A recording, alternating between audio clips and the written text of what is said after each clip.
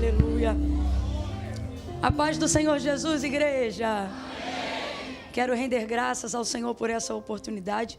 Eu estou me sentindo honradíssima de poder estar hoje aqui, nesses 17 anos de fonte.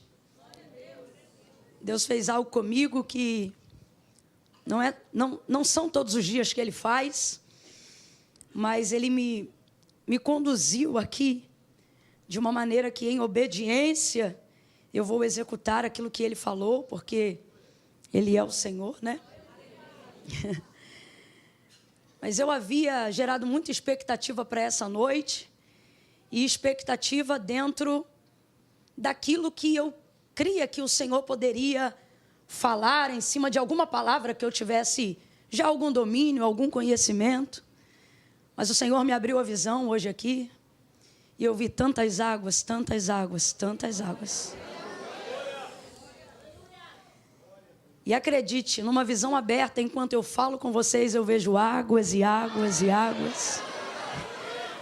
E águas e águas e águas e águas. Tem muita água aqui. E diante dessa visão, imediatamente o Senhor me saltou aos olhos algo que eu não havia programado. E talvez você pense, Camila, o que tem? Abra a Bíblia e pregue. Só que, humanamente falando, a gente percebe quando as pessoas geram uma expectativa em cima de um perfil de assertividade de mensagem que você entrega. Então, é um desafio humano. Mas o Senhor foi tão específico comigo, e Ele me levou a João, capítulo de número 4, quando Ele disse àquela mulher samaritana: pois aquele que beber da água que eu lhe der, brotar-se-á nele uma. E eu senti que Deus também quis homenagear a fonte nessa noite. João, capítulo de número 4, abra comigo sua Bíblia aí. Evangelho de Jesus, segundo escreveu João, capítulo de número 4.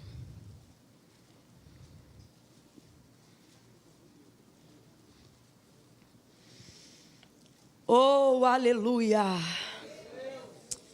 Aleluia, aleluia, glória a Jesus, aleluia, aleluia, aleluia, aleluia.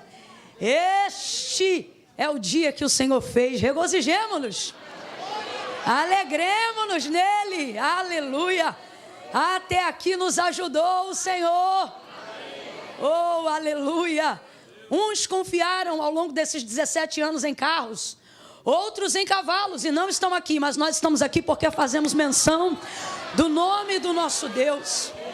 Ao longo desse período, certamente, uns encurvam-se, outros caíram, mas nós nos levantamos e estamos de pé. Glória a Deus! É motivo de muita celebração, aleluia. João, capítulo de número 4, versículo de número 6 em diante. Quem achou, diga amém. Estava ali a fonte de Jacó. Jesus, cansado da viagem, assentou-se junto à fonte. E Jesus, cansado da viagem, assentou-se junto à fonte. E era quase a hora sexta. Nisto veio uma mulher samaritana tirar água. Jesus lhe disse: dá-me de beber. Seus discípulos tinham ido à cidade comprar comida. Versículo 9. E disse-lhe a mulher samaritana: como sendo tu judeu, pedes de beber a mim, que sou mulher samaritana? Pois os judeus não se comunicavam com os samaritanos. Respondeu-lhe Jesus: se tu conheceras o dom de Deus, e quem é o que te pede, dá-me de beber, tu lhe pedirias, e ele te daria a água viva. Disse-lhe a mulher: Senhor, tu não tens com o que tirá-la, e o poço é fundo. Onde, pois, tem água viva? És tu maior do que o nosso pai Jacó, que nos deu o poço, do qual ele próprio bebeu, e bem assim os seus filhos e o seu gado? E respondeu Jesus: todo aquele que beber desta água tornará a ter sede, mas aquele que beber da água que eu lhe der, nunca mais terá sede. Pelo contrário, a água que eu lhe der se fará nele uma fonte que jorra para a vida eterna. Diga amém por essa palavra. Se assente glorificando a Deus aí nessa noite. Oh, aleluia. Irmãos, eu preciso em fidelidade a Deus, ser muito pontual a algumas coisas aqui que o Senhor me entregou. Tem dias que a gente vem como um pregador, né? Como uma pregadora, ministrar sobre um texto, sobre uma palavra. E tem dias que diante de um culto como esse, tão emblemático, o Senhor nos envia como profeta a uma casa. E eu me sinto debaixo de uma atmosfera profética muito grande. Como eu disse aos irmãos, essa escolha não foi aleatória, foi uma imposição de Deus. O Espírito Santo me impeliu a esse texto. E ele fala tanto de fonte, pelo menos na minha versão, que me parece que o céu quer conectar com a fonte de uma maneira muito significativa. Como quem diz, eu reconheço, eu celebro com vocês. E isso é extraordinário. Deus me deu, e eu já disse, uma visão aberta de muitas águas, e águas, e águas. E agora eu já não as vejo nesta visão aberta tão agitadas, mas ainda vejo todas essas águas volumosas aqui nessa noite. E diante de tudo isso, assentada ali enquanto o culto transcorria, o Senhor me despertou para uma coisa. Ele disse assim para mim: esta igreja está entrando num terceiro ciclo de 7º ano. Eu não sou uma pessoa dada a números e a seus significados, mas o 7 é o tipo de coisa que não se dá para desprezar no texto bíblico. Ele traz consigo, de verdade, um significado que não pode ser ignorado. E você acredita? Aconteceu comigo hoje uma coisa que nunca aconteceu na minha vida. Deus disse assim para mim: pegue a calculadora, e eu peguei. E ele disse assim: 7 mais 7. E óbvio que nem precisava de calculadora para isso, mas eu acho que ele queria colocar diante dos meus olhos um número. 14. Quantos anos eles estão fazendo? E eu, 17. E aí, de 14 para 17. De 17 para entrar no terceiro ciclo de 7º ano, faltam quantos anos, igreja? 4 anos. Qualquer coisa você olha na calculadora também, achei você um pouco lento. 4. E esse período de 4 anos será, sem dúvida, um dos momentos mais intensos dessa igreja. Podem marcar esse ciclo de 4 anos. Nestes 4 anos, vocês verão a mão de Deus. Camila, mas a gente já vê a mão de Deus. Não chova no molhado. Não. Eu estou falando de uma transição material. Eu estou falando de um recurso que nunca passou por aqui. Essas águas que o Senhor me mostrava de maneira muito agitada dentro desta casa, era o Senhor movendo este lugar. Inclusive, Deus me falou algo, não conheço o projeto de arquitetura, de engenharia da igreja, o local para onde vocês irão, já me foi falado, mas eu não conheço o que vai fazer naquele chão, o que vai fazer naquele campo, de que maneira que vai abrir. Se tem algum projeto, eu ainda confesso que não vi, mas o Senhor me mostrou claramente que uma das coisas que Ele vai plantar lá é literalmente uma fonte muito grande. Deus me mostrou, Ele disse, ao ponto de que as pessoas vão querer visitar para conhecer, para ver. Eu vi claramente que os batismos que vocês fazem na piscina, eles eram feitos fora do templo, na parte externa da igreja, mas era uma coisa. Então, pastor Delano, eu não sei se isso já estava no projeto, mas o Senhor me mostrou categoricamente o batismo acontecendo ao ar livre, num lugar de fonte, com muitas águas, e não vai ser fácil não. Construir um negócio desse, numa estrutura dessa, Não sei se tem canal de água onde vocês vão fazer lá, mas o Senhor vai mandar muitas águas. Águas e águas. E eu via esse lugar tão bonito, gente, a ponto de gente que não é crente, tem nada a ver com crente, nem gosta de crente, dizendo assim, me leva lá para eu ver aquele negócio que falaram lá, que eu vi na foto. Sabe? Uma coisa tão linda, tão linda. E eu creio que assim como Jesus, muitos cansados da viagem vão descansar nessa fonte. Muitos que buscam a água viva serão atraídos ao cheiro dessas águas que vão jorrar. Nesse período de 4 anos, Deus vai fazer coisa que precisava de uns 8. Mas Deus está dizendo, vou eu mover em 4. Vocês vão ver coisas que nunca viram. Vão ver um mover sobrenatural. E é o Senhor movendo, viu? E aí eu não estou dizendo já que foi Deus que falou, foi meu coração que desejou. Se depois acontecer, está registrado, a gente cola na imagem. Mas eu preciso ser sincero, eu não posso dizer assim diz o Senhor. Vou falar do que o meu coração desejou diante daquilo que eu vi. E mais impossível do que isso eu nem imagino. Mas eu falei, Jesus, já pensou se daqui a 4 anos, quando fechar esse ciclo de 7, que a gente está entrando agora, a gente já estiver nesse lugar que vocês estão orando? Não, olha aí para o teu irmão, que agora sou eu que estou falando. Olha para ele e diz assim, esquece. Que é isso, irmão? Aí o inimigo vai ficar tonto, até os amigos não vão entender nada. Vão dizer, o que houve? Porque o Senhor está preparando esta igreja para coisas muito maiores do que nós mesmos. Então é a sua mão, que vocês possam continuar mantendo essa integridade, mantendo essa reverência, e que o Senhor livre vocês de vocês mesmos. Olha assim para esse irmão que está do seu lado e diga assim, Deus te livre de ti.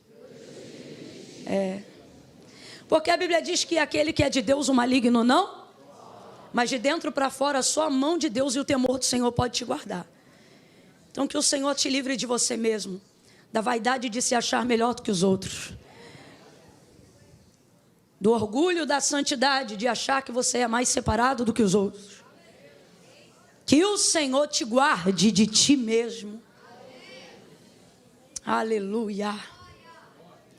Bom, o texto que nós acabamos de fazer menção nessa noite, fala sobre a retirada de Jesus da Judéia, retornando para a Galileia. É interessante ver no ministério de Jesus, uma vez que é um ministério de tanto avanço, né, de tanta grandeza, perceber rotas de volta. Parece até que não combina na história de quem quer crescer, na história de quem precisa conquistar, na história de quem tem um prazo aparentemente tão curto para impactar o mundo, repetir ou retornar a rotas que já se passou. Refazer coisas que já fez, voltar em lugares que já foi. Isso parece uma perda de tempo. Parece uma coisa que não combina, mas a verdade é que quando você avança e você está em obediência, cumprindo aquilo que Deus falou, ainda que Deus lhe mande retornar a lugares que você já foi, a pessoas que você já conheceu, a verdade é que o lugar não é mais o mesmo, porque você não é mais o mesmo. Então é necessário, às vezes, que haja uma volta e um retorno, não para recalcular a rota. A gente tem que parar com essa ideia de achar que toda volta é um recalcular, de que toda volta é uma correção, de que toda volta é um retrocesso. Irmãos, debaixo de uma direção de Deus, até voltando a gente avança. Agar que o diga no deserto, quando fugiu de Sara, porque ela a espizinhava em razão da sua gravidez de Ismael, pensando que ia morrer naquele deserto, deserto de Sur. Ela vai ver o Senhor, ela vai dizer, eu Roi, vi o Deus que me vê. Qual é a palavra que o Senhor vai entregar para ela? Perdão, a primeira ocasião é a do anjo. E qual é a palavra que o Senhor vai entregar para ela? Agar, volta pelo caminho que tu vieste, te humilha debaixo da mão da tua senhora. Agora veja, Deus foi com Agar, ele disse, olha, do menino que está no teu ventre, eu também serei com a descendência dele. Eu vou cumprir a palavra porque ele é da semente de Abraão e eu fiz com Abraão uma aliança. Então veja, deu o nome para o menino. Falou quem ele seria, como ele seria, falou sobre o tipo de vida que ele levaria, mas tudo isso não estava associado ao avanço de Agar, mas ao seu retorno à casa de Abraão. Ela não ficaria lá para sempre. Depois o Senhor iria cumprir a sua promessa, Gênesis 25, e 21, Sara iria dar à luz a um filho. E a própria Sara, dentro daquele novo contexto, ia pedir a Abraão que colocasse Agar para fora. E assim foi. Na primeira vez parada no deserto de Sur, teve que voltar. Mas na segunda vez despedida, acabou indo para o deserto de Beceba, que significa lugar de fonte, de poço, lugar de recomeço. E ali ela viveu não só o renovo de ter sua própria casa, sua vida, como a libertação. Porque se não fosse Ismael e se não fosse ela ter retornado do caminho de Sur pela primeira vez, ela seria durante toda a sua vida uma escrava fugitiva. Mas porque em obediência ela compreendeu a necessidade de voltar àquele lugar, o Senhor lhe prosperou, o Senhor lhe acrescentou, o Senhor fez Ismael um arqueiro, um homem que prosperou no deserto de Beceba, que cresceu a caminho os problemas que foram ligados depois. Isto aí é depois, acerca de tudo que Deus falou a Agar e seu filho, ele cumpriu. Então a gente tem que parar com esta ideia de se tiver que voltar, se tiver que descer, se tiver que pedir desculpa, se tiver que retornar à família, se tiver que visitar um gabinete de algum pastor, se tiver que fazer qualquer coisa nessa área, se tiver que tocar num assunto que você não queria tocar mais, se precisar confessar um pecado que você compreende que já foi perdoado, mas ele ainda é um problema para você e precisa ser tratado, há uma necessidade de volta. E o Senhor está dizendo: ei, todas as vezes que eu colocar na tua rota um caminho de volta, não questione. Debaixo da minha palavra, voltando, você também avança. Debaixo da minha palavra, voltando, você também cresce. Há em Jesus uma assertividade, um poder de resolução tão grande que não há absolutamente problema nenhum em voltar. Até porque ele percebe que uma intriga entre os fariseus está surgindo ali no batismo de João. O texto diz que o próprio João revela que não era propriamente Jesus que batizava, mas os seus discípulos. E João batizava outros também, e eles faziam ali uma soma matemática sobre quem batizava mais, e isso chamava muita atenção. E para que o reino de Deus se manifeste, e para que haja crescimento, meu irmão, não pode haver competitividade. Aonde Jesus está, não pode haver competitividade. Tudo é dele. Mas não é coincidência. Veja, João coloca um contexto que aponta para a motivação de Jesus em deixar a Judeia e voltar outra vez para a Galileia. Quando os fariseus ouviram que Jesus fazia e batizava mais discípulos do que João, se bem que Jesus não batizava, e sim os seus discípulos, ou seja, ao ouvir isso, ele deixou a Judeia e voltou outra vez para a Galileia. Segunda característica, isso não é uma fuga, mas é uma estratégia.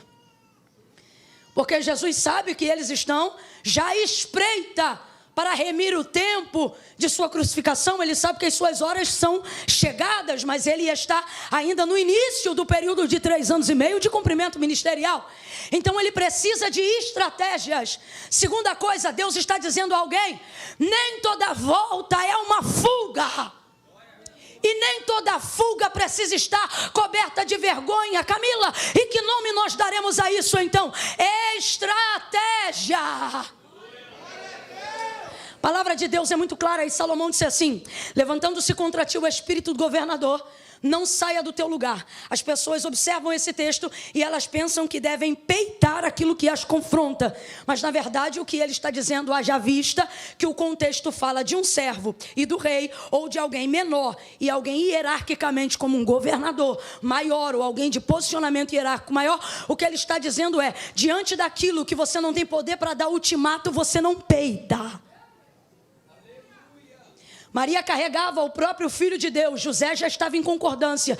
Essa família já estava debaixo de autoridade e legitimidade. Maria gerava pelo Espírito, carregava Jesus Cristo e estava coberta pelo Altíssimo. Mas depois de seu nascimento, em razão de tudo aquilo que estava acontecendo na matança das crianças, o que o anjo disse para ela: desce ao Egito. se esconde lá. Se esconde lá.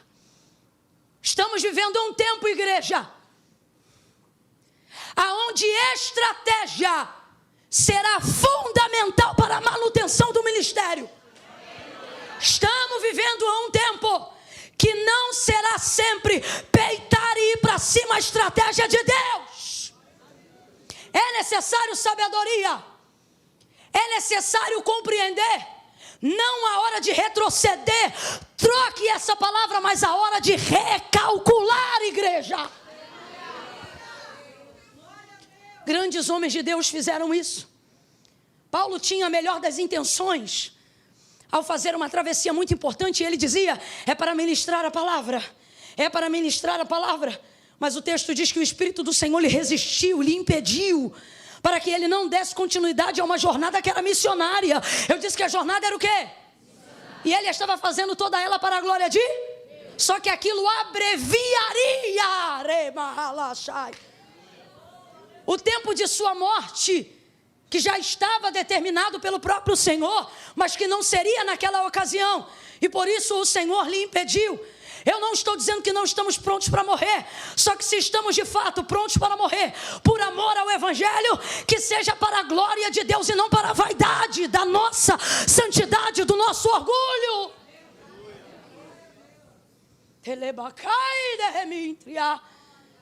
E eu acho fantástico Jesus sendo filho de Deus e podendo trocar e alterar os fatos, se submeter a eles de maneira estratégica. Nessa retirada, vai ele para a Galileia. No caminho de volta, Samaria está no meio. Qualquer outro judeu faria essa viagem em 6 dias, mas ele vai fazer em 3, porque ele não vai ignorar a montanha de Sicar. Geograficamente, ele vai passar pelo meio dos samaritanos. Nenhum outro judeu faria isso, porque você leu comigo no texto, os judeus e samaritanos não se comunicavam, não se davam bem.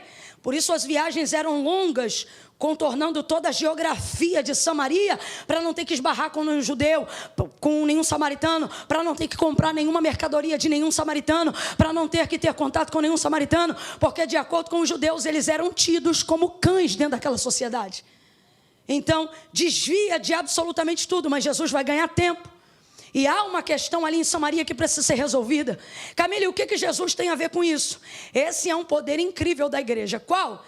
Entrar em problemas que não foi a gente que criou. E por que entrar? Porque a gente tem poder de resolver. Ele vai passando por Samaria e ali ele entra. Cansado da viagem, agora você vê. Era uma viagem que para chegar na Galileia, passando por dentro, durava 3 dias. Imagine então como seria a caminhada de quem fazia em 6. Oh, aleluia. As estratégias de Deus visam a otimização do nosso tempo. Deus nos reuniu aqui nessa noite e Ele está dizendo, não perca tempo. Não perca tempo. Não perca tempo com questões vãs e loucas. Não perca tempo com doutrinas humanas, com filosofia barata, com picuinhas que não se justificam. Não perca tempo. Gente, ele atravessa pelo meio, chega na fonte, se assenta sobre o poço. Nisto vem chegando uma mulher, justamente ao meio-dia, um horário que não era comum de tirar água. Você conhece já bem essa história. E o texto diz que chegando ali, Jesus lhe pede de beber. Ele diz, dá-me de beber. Ela diz, como sendo tu judeu, pede de beber a mim, que sou mulher samaritana. Judeus e samaritanos têm essa dificuldade. E aí ele vai dizer para ela, se você soubesse. Quem é que te pede? Eu acho isso tão humilde dele. Tu pediria e ele te daria. Te daria água viva. Ele te daria água viva. Aí ela já se quebranta e ela diz, mas Senhor, tu não tens com que tirar. O poço é fundo, como quem diz, agora eu vou te ajudar, porque se eu te ajudar, tu tem água viva. Aí tu vai me dizer onde é que está essa água viva. E eu não vou precisar vir aqui. Porque você sabe que a vida dela era coberta de vergonha. E ela não está pegando água no alto do sol do meio-dia, porque ela quer, mas para se livrar do constrangimento de comentário alheio. Tanto é que depois da sua confissão e automática libertação, as pessoas vão ao encontro de Jesus, porque ela não omite o encontro. Ela diz, ele falou tudo o que eu fiz. Todo mundo sabia da vida dela. Então, para fugir de tudo isso, alto do meio-dia. Aí ela já começa a se quebrantar. E ela diz assim: Senhor, o poço é fundo. E eu estou vendo que o Senhor não tem nenhum recipiente para poder buscar. E ela, obviamente, tem um recipiente para pegar água. Se ele está pedindo, então por que ela não oferece o recipiente dela para ele pegar a água? Porque ela conhece a força da cultura. E ela sabe que uma vez que eles são tidos como cães dentro daquela sociedade, logo o seu cântaro não é um cântaro, é uma tigela de um cachorro. E um judeu jamais botaria a sua boca numa tigela de cachorro. É só você olhar para a sua situação. Por mais que você trate bem o seu cão ou o seu animal de estimação, ou até que você tenha certa compaixão pelos animais que estão na rua, você bebe água no cantil dele? Tem gente que ficou na dúvida. Fiquei preocupada agora. Vou fingir que não aconteceu. Vamos voltar, replay. Por mais que você tenha amor pelos animais e etc., lá na tigela do cachorro que você coloca água, ou no potinho daquela marca de sorvete, você bota água lá. Quando você está com sede, você bebe água lá? Entenda, porque isso aqui não é para forçar a barra. Dentro de uma literalidade cultural e contextualizada, para um judeu, pegar qualquer coisa de um samaritano era exatamente isso. Havia nojo, havia asco, havia repulsa, havia rejeição. Então isso é tão claro para o samaritano que ela nem concebe a ideia de que ele quer água, e por mais que ele esteja pedindo ela, não é possível que ele vai beber a água do meu cântaro. Só que Jesus tem uma característica maravilhosa. Glória a Deus para todo pecador que a conhece. A percepção de que tudo que Ele nos permite fazer, ligados a Ele, não contamina Ele, mas purifica a gente. Por exemplo, por mais que dentro de uma visão o cântaro dela fosse imundo de pecado, imundo de fornicação, imundo de adultério, imundo de tudo aquilo que não presta, Jesus, se fosse o caso de beber água no cântaro dela, ele não ficaria impuro, o cântaro dela é que seria limpo. De igual forma, Marcos capítulo de número 5, lembra da mulher do fluxo de sangue? Ela foi tocar na orla das vestes bem quietinha, porque ela pensava o quê? Se eu tão somente tocar na orla das suas vestes, eu serei curada. E por que na orla das suas vestes? Porque eu não quero contaminar ele, eu não quero que ele fique imundo. Então havia uma preocupação: eu quero chegar nele, mas não quero que a minha imundície deixe ele sujo, não quero que a minha imundície altere a condição dele. Vou tocar sem ninguém ver, vou receber sem ninguém perceber, e vou me embora sem ninguém saber. Aí ele diz: alguém me tocou, porque de mim saiu virtude. A mulher, temendo e tremendo, disse: fui eu, Senhor. Ele não olhou para ela e disse: nojenta. Ele olhou para ela e disse: filha, vai em paz, tua fé te curou.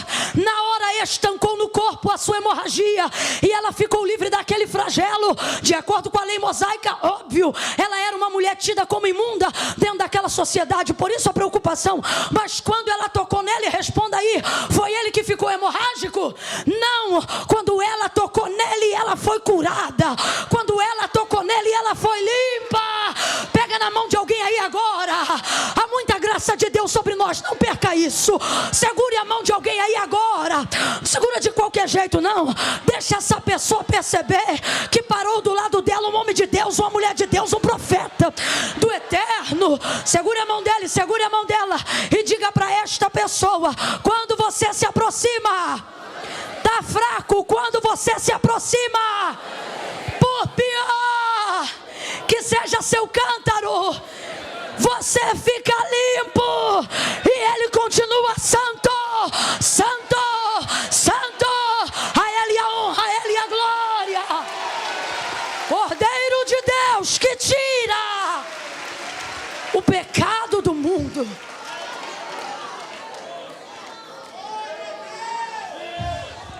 Quer beber água no teu cântaro? Ei, ei, ei, ei. Jesus quer beber água no teu cântaro. Jesus está sugerindo que o que Ele quer fazer para se realizar vai usar você. Vou falar de novo. Jesus está dizendo que o que Ele quer fazer para se realizar tem nisto o seu uso, tem nisto o que você é, tem nisto a sua pessoa. Parece até uma coisa meio louca. Como é que a água viva senta em cima da fonte? Se você for olhar espiritualmente, é uma fonte sentada em cima de outra. Oh, meu Deus do céu. Está lá. Se você me pedisse, eu te daria, e daria mesmo. E esse é um dos textos mais incríveis para mim, dos primeiros milagres e cruzadas e libertações que Jesus realizou, porque ele fala de água o tempo todo. Ele fala de água o tempo todo. Ele fala de cansaço, ele fala de sede. Eles estão em cima de um poço, mas a última coisa que tem nesse texto, sabe o que é? Água. Ele chega falando de água, está cansado querendo água. Ela foi lá buscar água, ela também quer beber água, ela também quer levar água, eles conversam de água. No final ninguém bebe nada, sai todo mundo saciado. Oh, meu Deus do céu. Aleluia, aleluia.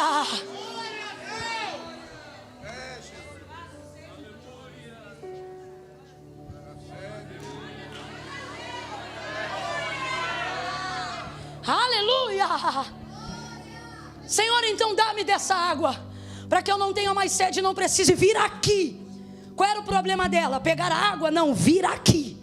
Porque é aqui que todo mundo pega, é aqui que eu tenho que fazer esse caminho. Aí ele diz para ela: ok, me traz aqui o teu marido. Eu costumo dizer que Jesus, quando é bom, mas quando ele é terrível, ele é melhor ainda. Fala para mim, ele sabia ou não sabia que ela não tinha marido? Sabia ou não sabia que ela não tinha marido? Quando eu ficar doida, tu fica doido comigo. Fechou? Vamos ficar loucão junto hoje. Ó, ele sabia que ela não tinha marido. Ele sabia a situação dela. Mas ele está dando para ela uma oportunidade, porque aquele que confessa e deixa alcança. Aleluia. Aleluia. Aleluia.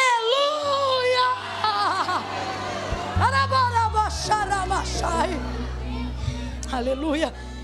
Aí ela diz assim: Senhor, eu não tenho marido. Ele diz: disseste bem. Disseste bem, porque tu já tiveste 5 e o 6º que tu tem agora não é teu marido. Rapaz, a samaritana era agitada. Não é teu marido esse que tu tens agora, apesar de já ter tido 5.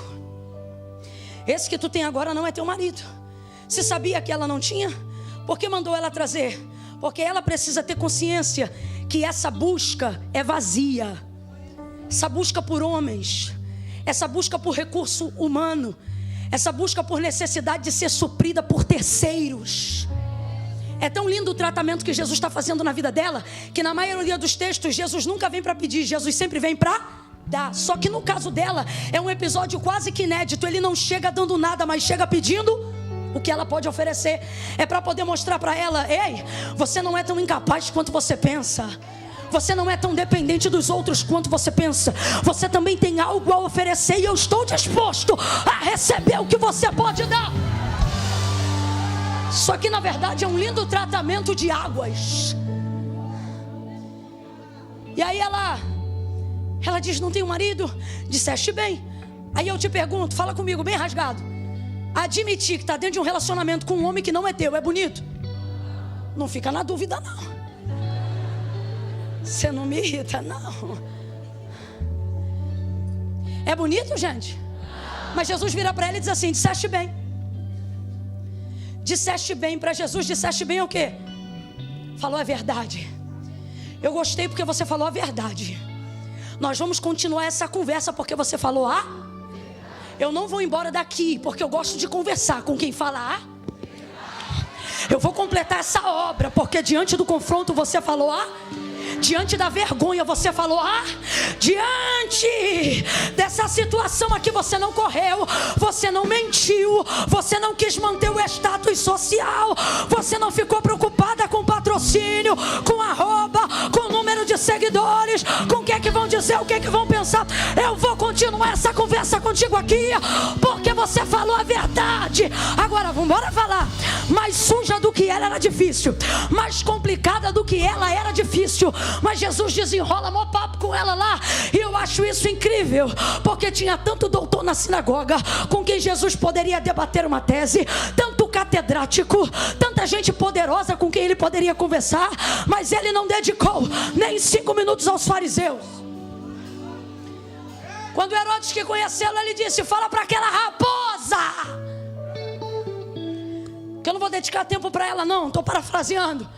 Veja, com pessoas que aparentemente eram extraordinárias, mas eram hipócritas, Jesus não deu nem 1 minuto de atenção, a não ser que fosse para repreender, conversar numa boa. Agora essa mulher, toda alanhada pela vida, ele fica lá com ela. Os discípulos chegam, olham e ficam: o que está rolando ali? Porque ela falou A? Porque ela falou A? Sim, nossos pecados nos separam de Deus, mas é a nossa hipocrisia em confessá-los que nos mantém distante. Se nessa noite você falar A, Jesus não vai se ausentar dessa conversa até completar a obra na tua vida. Jesus não vai se ausentar da tua família até transformar os teus filhos. Jesus não vai se ausentar da tua vida até moldar o teu caráter. Ele está dizendo: fala a verdade, porque eu trato com a verdade, eu liberto na verdade, eu te posiciono na verdade. Conhecereis a verdade e a verdade vos libertará. Fala a verdade. Eu vou contar de 1 a 3, você vai olhar para alguém e vai dizer para esta pessoa: fala a verdade. Prepara aí. É 1, é 2, é 3. Diga a verdade. A verdade. Por mais constrangedora, diga a verdade. Por mais vexatória, diga a verdade. A verdade. Qualquer covarde pode pecar, mas só um corajoso é capaz de confessar. Fala a verdade.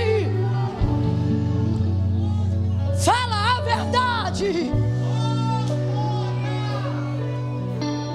Aí ela fica constrangida porque acabou de confessar.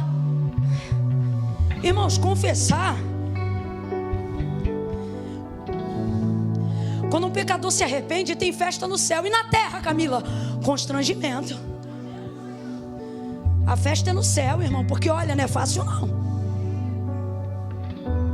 Você chegar num culto como hoje, uma palavra dessa que te confronta, e você chegar aqui diante de Deus em oração, ou marcar um gabinete aí para essa semana ainda, dizendo: eu vou contar, eu vou para cima, lá no céu, eita, é anjo voando, é música rolando, é festa, é comentário, mas aqui na terra tem que ter coragem. Aí ela diz assim, ainda que constrangida, ela diz assim: Senhor, eu vejo que és profeta. Ficou exposta. Quando ela ficou exposta, ela diz: Senhor, eu vejo que é profeta. Vejo que és profeta.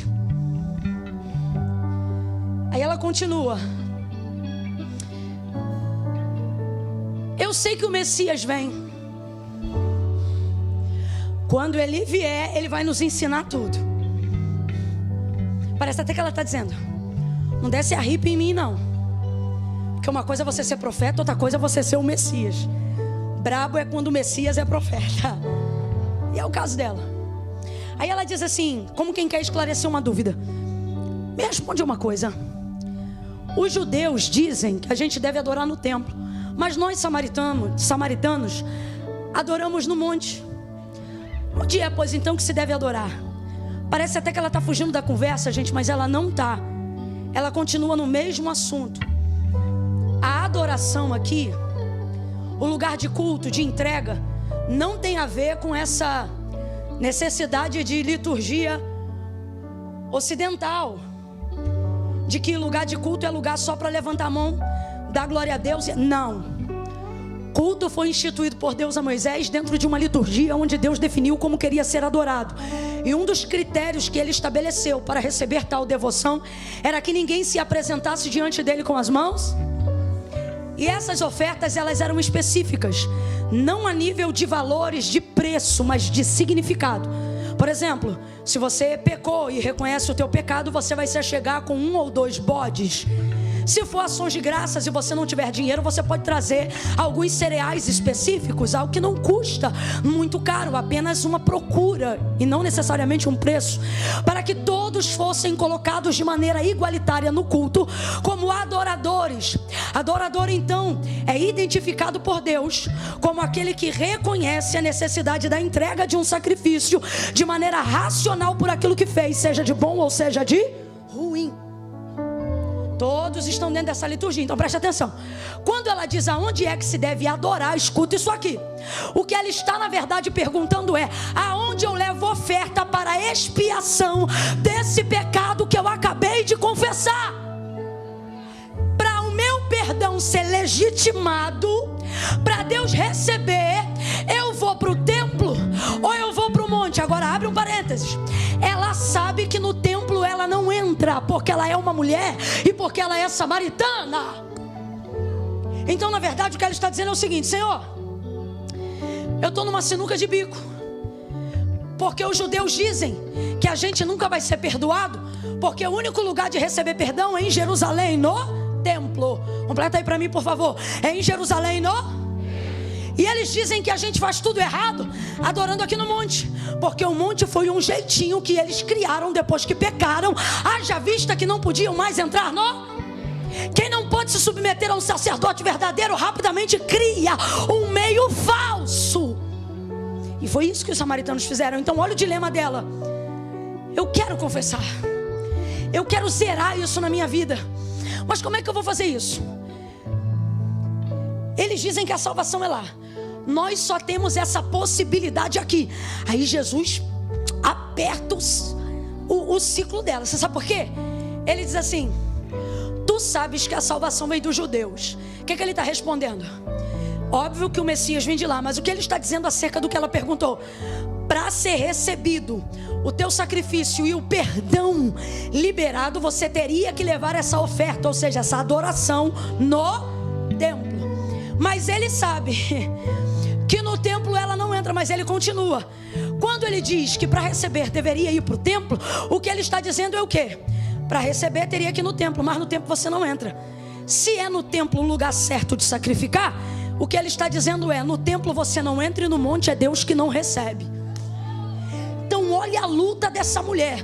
O desejo de arrependimento é verdadeiro, mas a entrega está inviabilizada, porque no templo ela não entra e no monte é Deus que não recebe. Vou falar de novo: no templo ela não entra e no monte é Deus que não recebe. Existem pessoas com desejo de perdoar, de serem libertas de verdade, mas falta às vezes alguém para apontar o caminho da retidão.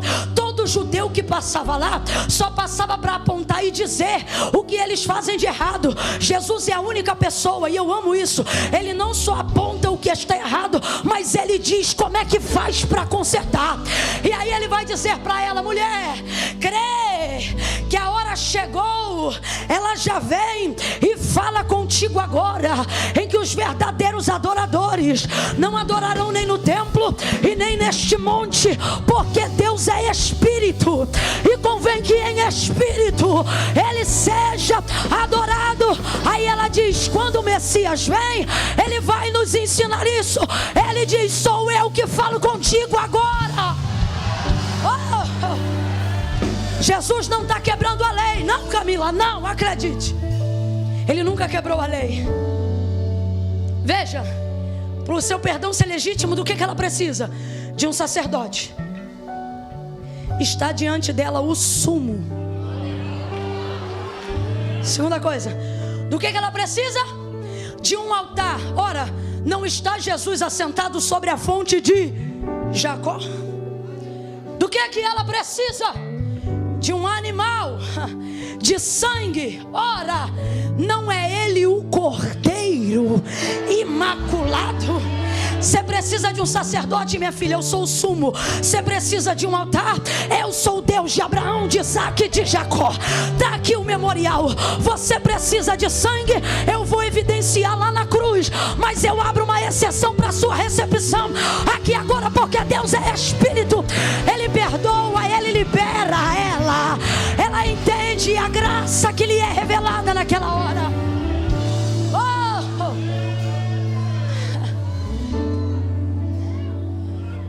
Esse lugar que era só de passagem, Jesus vai ficar lá mais 2 dias, vai conversar com mais outras pessoas que estavam numa condição semelhante à dela, talvez não de pecado, mas de não saber aonde fechar esse ciclo.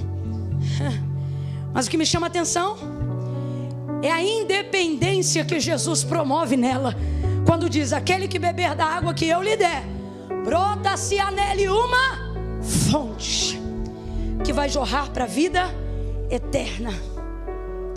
Sabe quem era esse homem que ela tratava como se fosse marido, mas não era dela? Se você fizer as contas direitinho, você vai ver que ele era o 6º homem da vida dela. Tiveste 5 e o 6º que tu tem não é teu. Se ele era o 6º, Jesus era quem?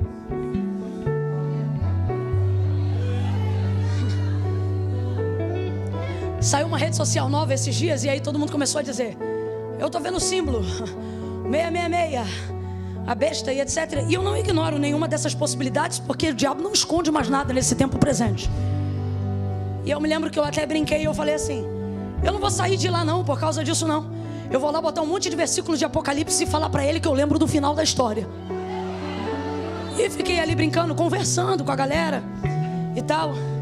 Mas uma das coisas que eu brinquei, eu sei de fato qual é o significado da besta e dessa questão numérica do 666. Mas uma vez eu ouvi isso e nunca mais eu esqueci. É uma maneira sucinta de não entrar em debate teológico. E eu me lembro que tinha uma pessoa querendo debater. E eu disse assim: minha filha, você quer saber o que é um 6? É a tentativa de alguém que nunca será um 7. É meia. 7 não vai ser nunca. Tudo que você tenta fora de Jesus, é isso aí. Tudo que você quer se realizar fora de Deus, é isso aí. É cara na parede. Quem é Jesus? Jesus é aquele que chega não para ela tentar, ele chega para resolver. Só para a gente usar esse trocadilho, olha para essa pessoa que está do seu lado e diga assim: tu não precisa de um 6. Um 7 resolve a tua vida. Essa igreja vai entrar num 3º ciclo de 7 anos. E em 4 anos Deus vai dar muitas resoluções, muita independência, muito poder de crescimento, muita falta de dependência humana, porque os recursos divinos virão da madre da terra.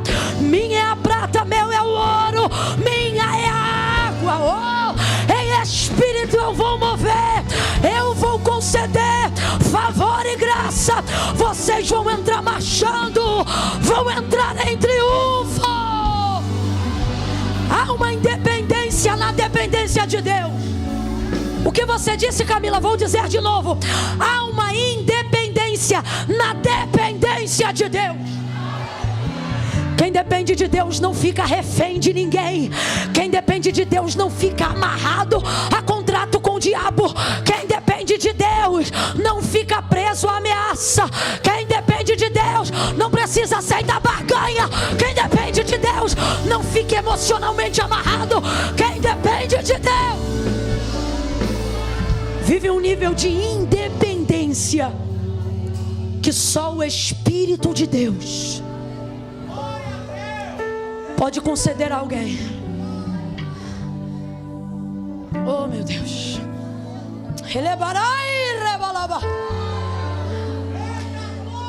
João capítulo de número 15. Meu pai é o agricultor, eu sou a videira, disse Jesus. Vocês são as varas. Toda vara que estando em mim e dá fruto, essa eu podo para que ela dê mais fruto. A poda é só para quem frutifica. O confronto é só para quem frutifica. A confissão é só para quem não desistiu de frutificar. Eu podo para que ela dê mais fruto. Agora, toda vara que estando em mim, completa aí para a gente encerrar junto. Toda vara que estando. Aí ele vai falar de uma segunda categoria de vara, mas essa segunda também está nele. Toda vara que estando em mim não dá fruto, essa eu não podo não, essa eu corto, lanço no fogo, lanço fora para ser queimada. Aí ele continua: se vós estiverdes em mim e as minhas palavras estiverem em vós, pedireis o que quiserdes. E eu não vou estudar sobre isso, eu não vou fazer uma reunião sobre isso, eu não vou levantar um conselho sobre isso. Irmãos, está na palavra, Jesus não mente. E foi Jesus que disse: se vocês estiverem em mim, as minhas palavras estiverem em vocês, se vocês permanecerem em mim, pedireis o que quiserdes, e o meu Pai vos concederá. Ouça isso, ouça isso. Como pode, se o agricultor é Deus, se a videira é Jesus, e se todas as varas estão sendo cuidadas pelo mesmo agricultor, alimentadas pela mesma vide, se mantendo dos mesmos nutrientes, por quê? Se estão todas no mesmo lugar, umas frutificam e as outras não. Jesus explica logo em seguida: porque não é sobre o quanto vocês estão em mim, é sobre o quanto eu estou em vocês. Eu vou falar bem rasgado, que é para todo mundo entender. Num culto como esse, todo mundo aqui pode sentir a presença de Deus. Todo mundo. O crente, o não crente, o santo, o pecador. Deus pode ser discernido por qualquer um que deseja se aproximar e estar nele. Só que o que ele está dizendo é: a minha correspondência, a minha reação, a minha resposta não é apenas se você estiver em mim, mas é a forma que eu me vejo em você. Aí ele diz: estai, pois, vós em mim, e as minhas palavras em vocês. Então o que ele está dizendo? A única maneira de eu me identificar em você é se eu perceber que em você está a minha palavra. Se a minha palavra estiver em você, eu vou me ver em você, Deus me verá em você. Oração de Jesus, João 17, ele vai dizer: não peço que os tire do mundo, eles não são do mundo, como eu também não sou, mas eu te peço, guarda eles do maligno. Assim como eu e o Senhor somos um, para que eles comigo também sejam. E assim todos nós, entenda, todos nós seremos com Ele. Quando Jesus disse: vou para o meu Pai, Filipe disse: apresenta Ele para a gente, mostra quem é o Pai. Ele disse: oh, você ainda não viu? Quem vê a mim, vê o... Quem recebe a mim, recebe aquele que me enviou. Porque eu e o Pai somos...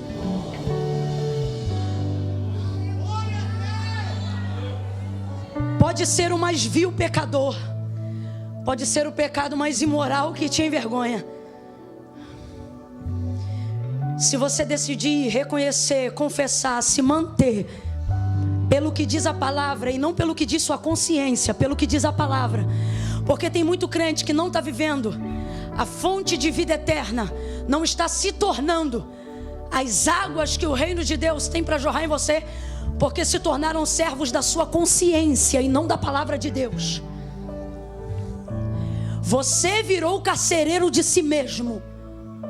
O que permanece em você são seus julgamentos e não o que Deus disse a seu respeito. Estai, pois, em mim, e se as minhas palavras estiverem em vocês, vai dar certo. Não há nada que vocês peçam ao Pai que Ele não vai fazer. Porque quando Ele olhar para você, Ele não vai ver você, Ele vai me ver em você. Essa mulher vai virar fonte. Completa aí para mim, essa mulher vai virar? Essa mulher vai virar? Por quê? Porque ela recebeu a palavra dele e permaneceu nela, ao ponto que ela chamou outros para também serem ministrados. Diga para mim, ela foi perdoada, sim ou não? Foi liberta, sim ou não? Provavelmente uma das maiores pregadoras de Samaria, sim ou não? Ela devia te contar para todo mundo o que aconteceu. Então diga para mim, ela voltou de novo para aquele poço, sim ou não? Ficou na dúvida? Gente, a água que Jesus dá lava a alma, lava caráter, lava a mente, lava a consciência, só não lava a roupa. Não faz comida. Então vou perguntar de novo. Ela voltou de novo àquela fonte, sim ou não? Sim ou não? Porque da água que eu der e você beber, brota-se a uma fonte, mas não é para lavar roupa. Então ela voltou àquele lugar e não havia mais problema em fazer aquele caminho. Consciência foi restaurada, a alma foi lavada.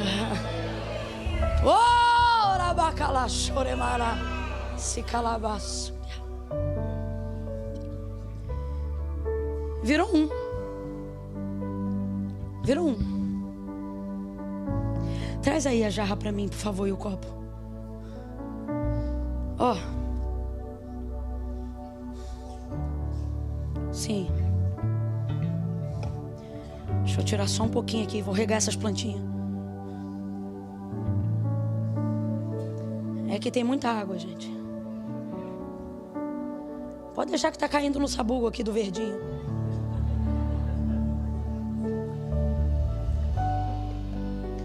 Olha como é que a gente chega.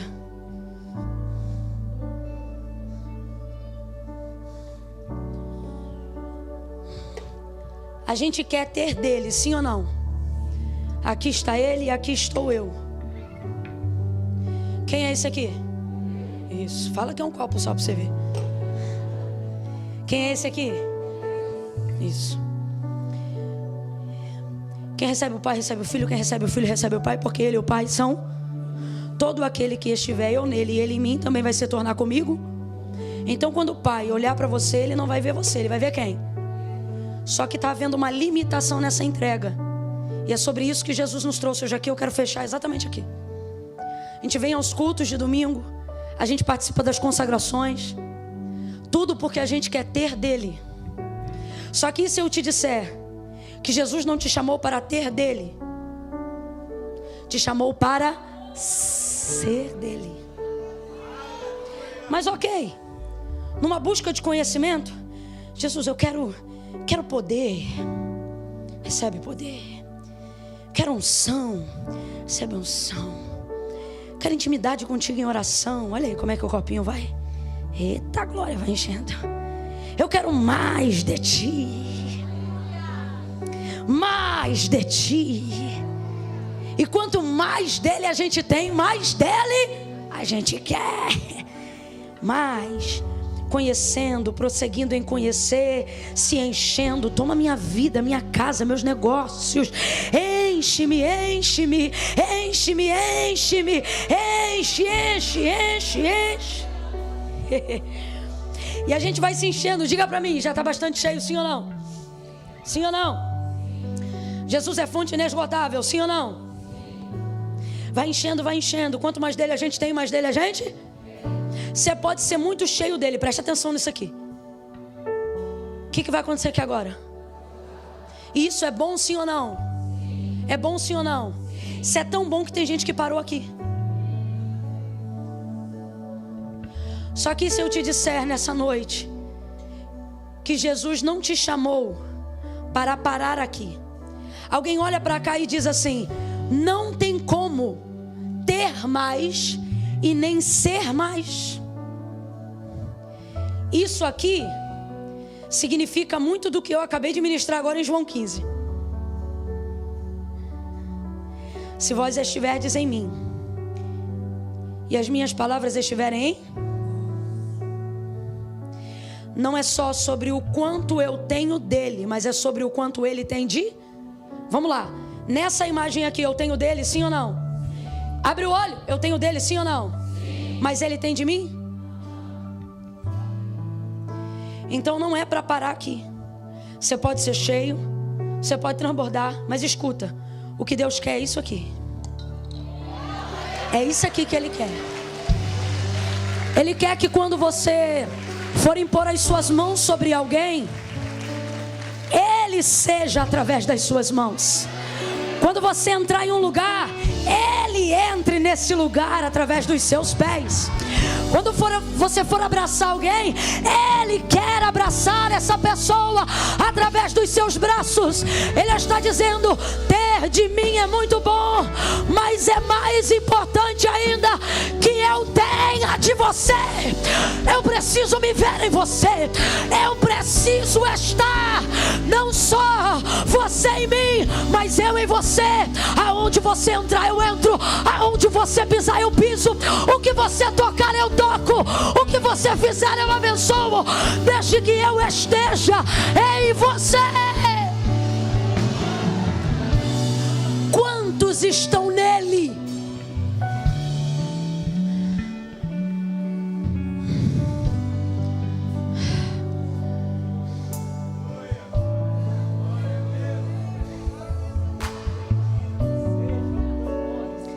A vara que frutifica, está nele, sim ou não? E a que não frutifica, está nele, sim ou não? Então quantos estão nele? Mas por que aqui não frutifica? Ele corta e lança no fogo. Porque não é sobre todos vocês estarem em mim, é sobre eu perceber se eu estou em vocês. E a única maneira disso acontecer é se vocês viverem as minhas palavras. Fica de pé do teu lugar em nome de Jesus. Feche os teus olhos, curve a sua cabeça agora. Não perca essa oração por nada. Pai, em nome de Jesus, eis-me aqui. Fala isso para Ele. Eis-me aqui. Eis-me aqui porque preciso conhecer mais de Ti. Quero mais de Ti. Mas Pai, meu maior desejo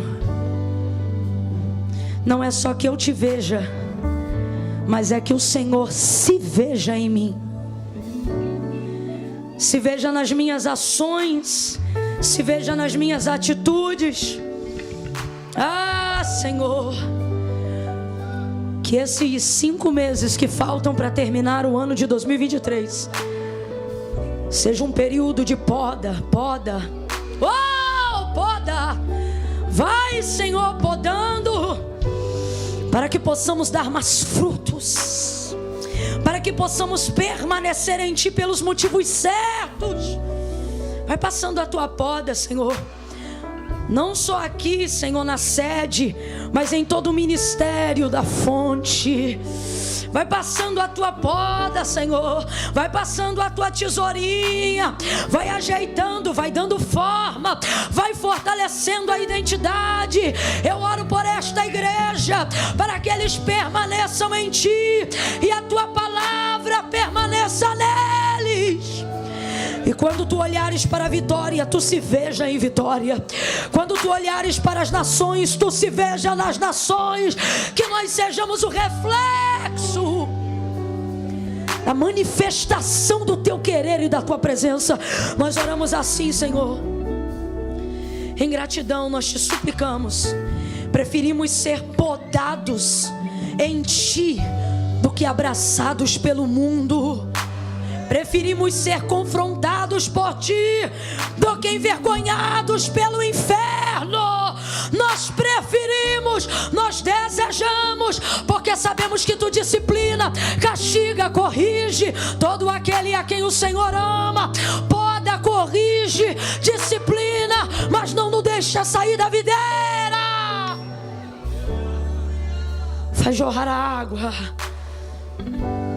Nos dá independência das malignidades do mundo e dos homens, na dependência que estamos construindo em Ti. Essa é a nossa oração nessa noite, Senhor. Mais de Ti e menos de mim. Mais de Ti e menos de mim. Mais da Tua vontade, menos do meu querer. Mais da Tua palavra e menos dos desejos infundados. Em nome de Jesus, Pai.